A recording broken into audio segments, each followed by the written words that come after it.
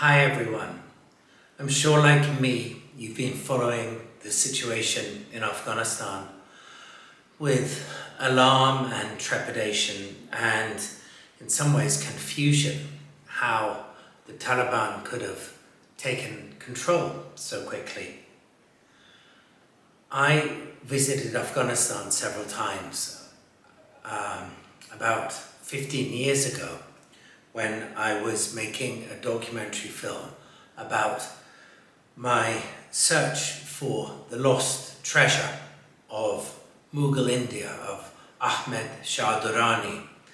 The treasure is supposedly hidden in caverns somewhere in Afghanistan. At the time, I decided that the only way to see Afghanistan and to show it to a widespread audience in the West was to use a device, and for me the device was searching for the treasure of Ahmed Shah.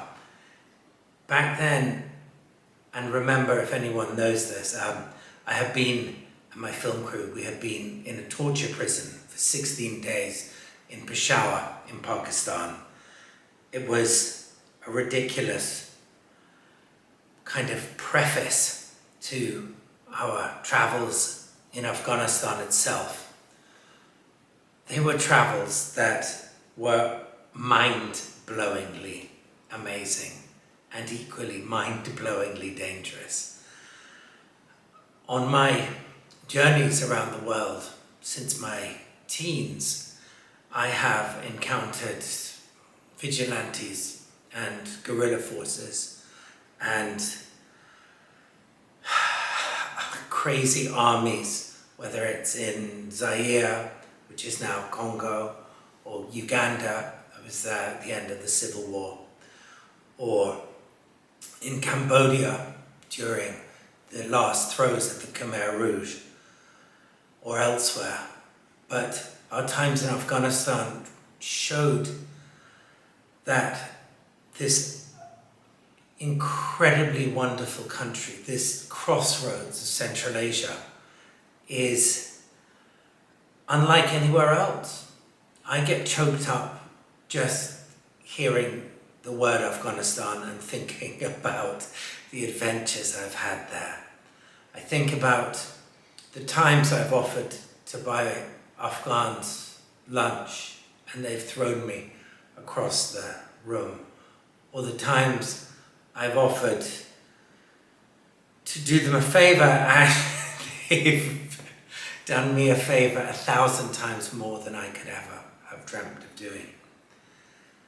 Someone asked me in a message this morning how I could sum up Afghanistan, and if there's anything I know that represents Afghanistan better than anything else. And I wrote back to them that there is something, it's an object that I treasure more than anything in the world.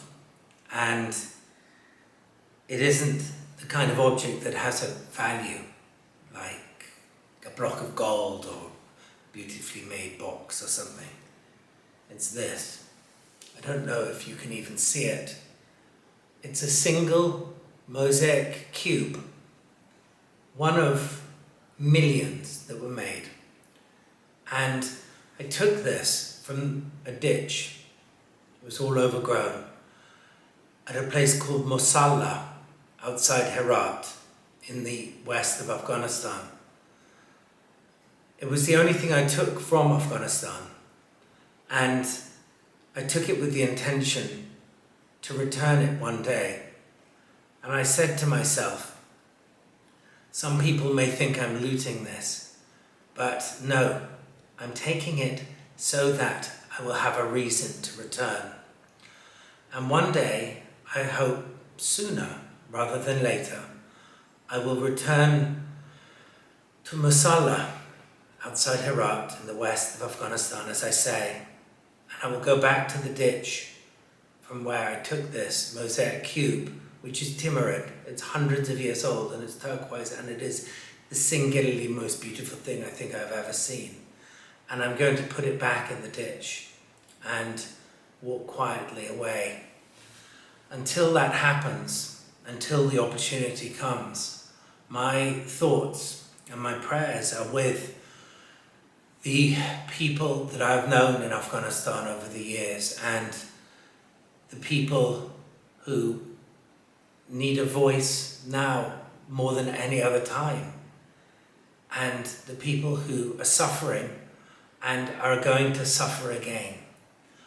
I implore anyone watching this to search out charities, foundations, aid projects, and try to help people in any way who are living under the Taliban.